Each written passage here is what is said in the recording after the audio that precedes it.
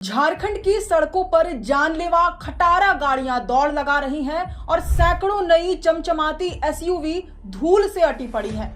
जी हां, ये तस्वीर है झारखंड पुलिस की उस व्यवस्था की जहां नई गाड़ियां मैदान में धूप सेक रही हैं और कानून की रखवाली करने वाली पुलिस उन्हीं खटारा एसयूवी गाड़ियों के सहारे गश्ती कर रही है जो कभी भी रास्ते में धोखा दे सकती हैं। दरअसल झारखंड के थानों में जो मौजूदा एसयूवी गाड़ियां हैं वह खटारा पड़ चुकी हैं। गाड़ियों की हालत इतनी बदतर है कि कभी इसका ब्रेक फेल हो जाता है, कभी ब्रेक फेल, कभी स्टीयरिंग जाम और इन्हीं गाड़ियों के भरोसे अपराधियों का पीछा, वीवीआईपी स्काउट और इलाके की सुरक्षा की जा रही है। रांची में पिछले 2 महीनों में 14 वाहनों के साथ ब्रेक फेल, स्टीयरिंग फेल की समस्या आई, जिसके बाद उन्हें गैरेज भेज दिया गया। इतना ही नहीं, रांची जिले के 54 थानों और ओपी में 130 पुलिस की गाड़ियां नकारा घोषित कर दी गई है।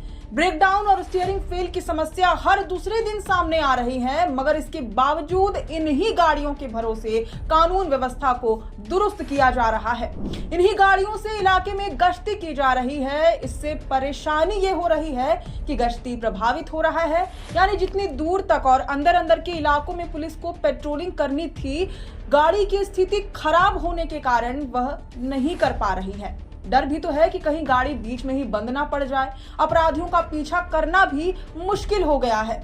वीवीआईपी स्क्वाड में भी बड़ी दिक्कतें आ रही हैं। ऐसे में पुलिस को सरकारी गाड़ी छोड़कर निजी या दूसरी गाड़ियों पर डिपेंडेंट होना पड़ रहा है। फर्ज कीजिए कोई अपराधी किसी बड़े क्राइम को अंजाम देने के बाद भाग रहा हो और पीछे से पुलिस उसका पीछा कर रही हो। अपराधी और पुलिस के बीच बस थोड़ा ही फासला होता है कि पुलिस की खटारा गाड़ी बंद पड़ जाती है और अपराधी फरार हो जाता है। यानी अपराधी को पूरा मौका मिल सकता है पुलिस की पकड़ से दूर भागने का। वहीं दूसरी परिस्थिति में पुलिस इलाके में गश्ती कर रही है, मगर इसी बीच गाड़ी का ब्रेक फेल हो जाता है। ऐसे में गाड़ी पर काबू पाना मुश्किल हो जाता है, जिससे सड़क पर चल रहे अन्य वाहनों या पैदल यात्रियों से टक्कर हो जाती है। यानी जिस पुलिस के हाथों में कानून व्यवस्था की जिम्मेदारी है, उसी की गाड़ी मासूम लोगों की मौत का कारण बन सकती है।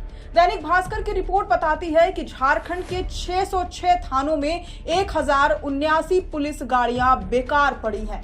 इन्हें बदलने के लिए जून 2025 में 1255 नई एसयूवी खरीद की स्वीकृति दी गई थी।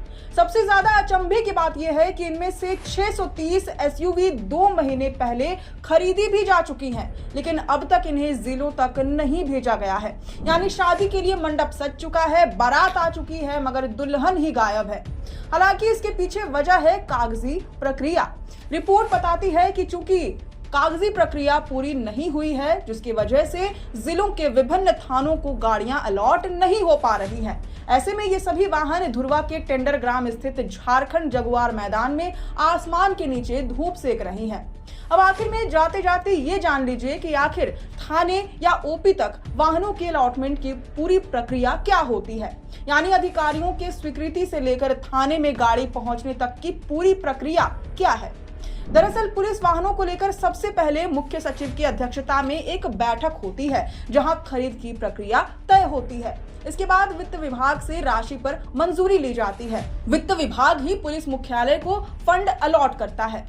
विभाग से राशि पर मंजूरी मिलने के बाद राज्य के पुलिस महानिदेशक की सिफारिश चाहिए होती है। उनके अनुमोदन के बाद आईजी प्रोविजन कंपनी को गाड़ियों का ऑर्डर देते हैं। ऑर्डर मिलने पर कंपनी गाड़ियां पुलिस हेडक्वार्टर को सप्लाई करती है। फिर बारी आती है जिलावार गाड़ियों के आवंटन की, जिसके बारे में DGP, ADG modernization, IG provision मिलकर मांग के मुताबिक जिलों को तय करते हैं। जिले में वाहन आवंटित करने का जिम्मा आईजी प्रोविजन का होता है। वहीं गाड़ी की रजिस्ट्रेशन के लिए जिले के एसएसपी या फिर एसपी का आदेश जरूरी होता है।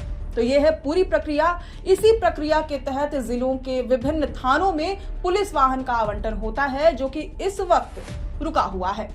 अब आप हमें कमेंट करके बताएं कि इस पूरी खबर पर आपकी क्या राय है। शुक्रिया।